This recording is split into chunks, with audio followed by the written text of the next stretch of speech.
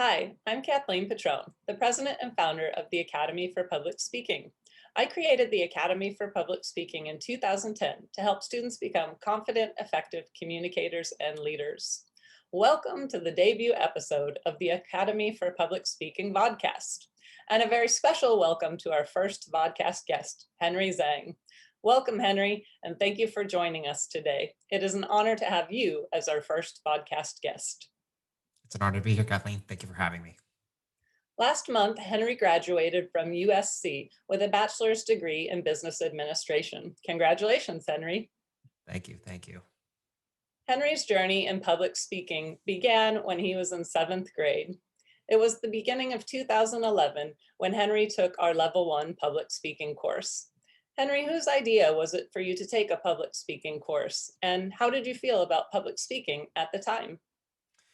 Well, at that point in time, my parents first approached me and they were like, "Hey, Henry, we signed you up for this course. It's a public speaking course, and you'll be kind of attending this course with some of your close friends." So before taking this course, I feel like my opinions about public speaking, I didn't really have a solid experience with public speaking yet. So I feel like I was eager to learn, but a little nervous about speaking in front of other people. So I definitely think that the little push from my parents was what I really needed. And I think, obviously we have a very long, decade-long relationship. So I feel like it was worth it. Many of our students feel scared or nervous when they take a public speaking course for the first time. How did having two of your friends in the public speaking courses that you took help you?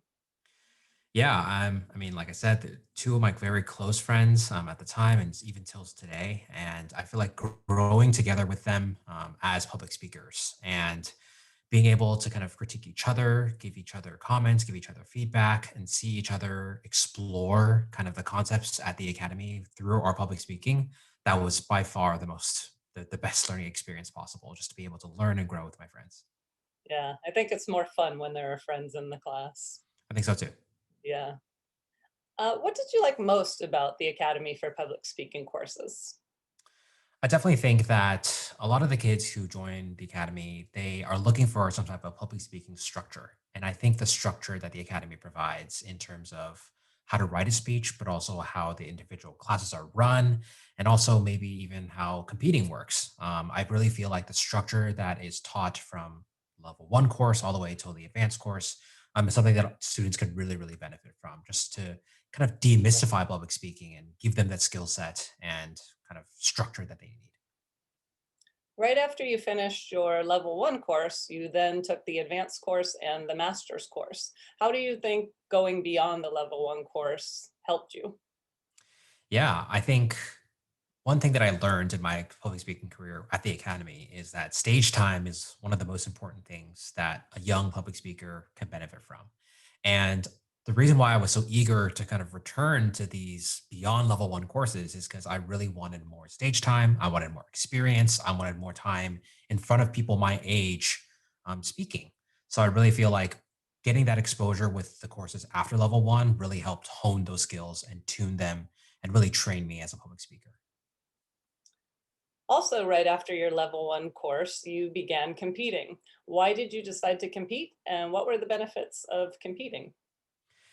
I think going through the courses at the academy gave me a lot of confidence. And with that confidence, I kind of wanted to have something to show for it. And a lot of the connections that you had within the competing world were just really enriching for me to be able to experience. I did a variety of competitions and I only won, I guess, the final level in one of them. But I really feel like being able to go out there and show off my skills to the community, to a set of judges, was really, really valuable for me. And not only that, I also got to see, how students who were not in the academy were public speaking, and learn from these people that I lost to even in competitions. So I feel like, even if it was a bad year where I got third place or second place, it was still an amazing learning experience. And there were many times when you won first place. And as you mentioned, in 2014, you won first place and a $2,500 scholarship in the San Diego District Optimist Club contest. I remember feeling very proud of you and very excited for you. Do you Thank you. remember that moment? I definitely do. I definitely do. And it was, I guess, hard earned. Like you said, we started working together in 2011, and I won this in 2014. So that was 3 years of trying again and again and again, and doing one-on-one sessions with you, and kind of fine tuning my speeches and how it would be presenting. So I feel like it was hard earned, but it was worth it. Yeah, Definitely. yeah, How yeah. did taking public speaking classes in middle school impact your experiences in high school? Yeah, I mean, in San Diego, middle school is only 2 years. It's pretty short. But in those 2 years, I think I learned a ton. So the learning experiences, the stage time that I had in middle school really set me up for high school clubs and activities, namely speech and debate, mock trial, and the school newspaper. And I mean, if I'm diving into these things, a lot of these clubs, they might have an interview process. You might have to take a level 1 writing course before you get onto the school newspaper. So a lot of the communication skills I had through learning about public speaking and also writing speeches really translated into my success in these clubs and activities in high school. Will you share a little bit more about your involvement with debate and mock trial during high school? Absolutely. I was a member of the Lincoln Douglas debate team at Torrey Pines High School. I was a member of this team for about 2 years, and I did a variety of competitions. I traveled to Stanford to do a Stanford competition. I did local competitions at local high schools, and I really think I enjoyed debate's style of thinking and the structure of debate and how that was different from speeches at the academy. I think going through a back and forth with an opponent about a predetermined topic is also a really valuable way to kind of stay on top of your feet, think on the spot, and also respond to arguments and generate arguments in a creative and logical way. But I feel like the last 2 years of high school, the reason why I transitioned more to mock trial is because I really wanted more of that team feeling. In debates, I thought when I showed up to a tournament, it was easy to get overshadowed by better debaters. But in mock trial, I was able to use my public speaking skills in a kind of law environment and a courtroom environment. And I was also able to speak to real San Diego judges at the local courthouses when I did tournaments. So there was kind of more legitimacy, there was more of a team camaraderie and environment, and it was really more natural for me in mock trial rather than the super structured Lincoln Douglas debates that I did. I know that your public speaking experience helped you in college too. Will you share with our listeners about those experiences?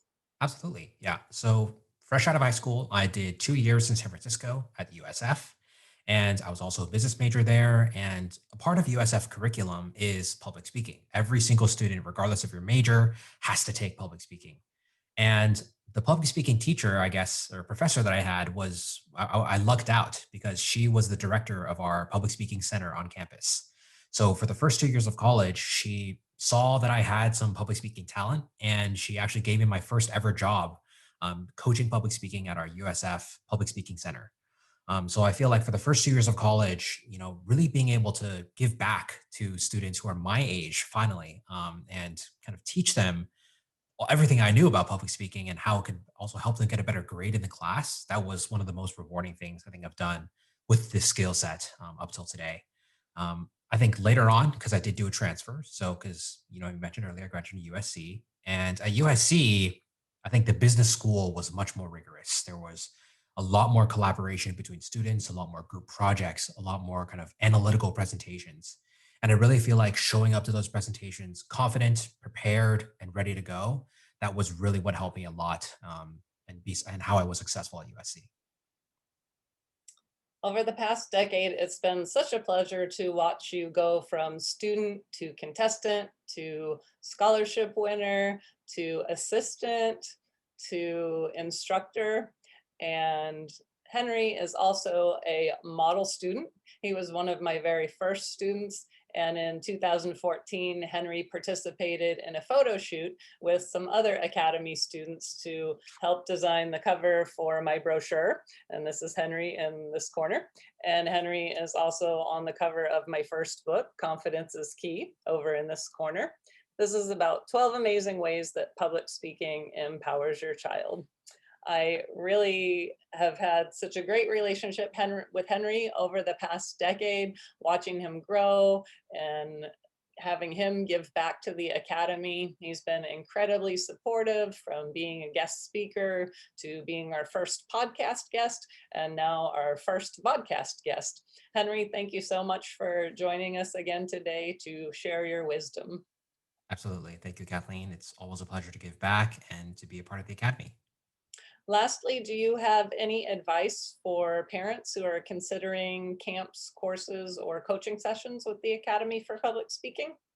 Absolutely. I think parents, if you see that your child or your student has potential in public speaking, capitalize on that potential.